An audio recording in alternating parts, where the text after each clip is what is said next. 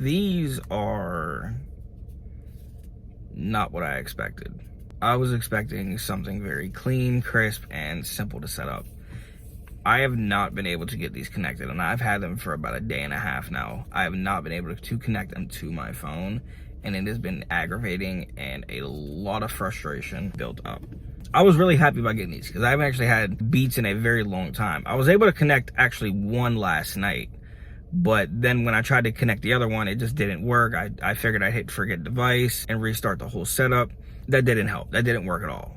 When I first initially set it up, I went to settings and Bluetooth, it all connected that way. But then the second time I tried to set it up, when I hit forget device, the prompt came up, the one you see when you set it up, which was pretty cool. And I was like, okay, this is gonna be an easier setup than expected, but it actually wasn't. Every time I try to connect it, it says connect device, I click connect. And then it says hold this, it says hold that little button for 5 seconds. And every time I do that, I'll even do it, 5 seconds, the light just fades out, and it's kind of annoying and frustrating. So there's a faulty in these, and it kind of irritating because I was like really happy about them and I like really enjoyed them. And when I first initially got it connected, they were a little muffled. I was actually going to return them. I was actually going to get rid of them because of that. But I decided to keep them and test them out and maybe give them a full charge because they weren't fully charged when I did that. So I figured I'd fully charge it and then figure out to go from there. And I'm not the only one actually having this problem. I'm looking online, I'm trying to figure this out. A few people are actually having the LED and light problem and connection issues.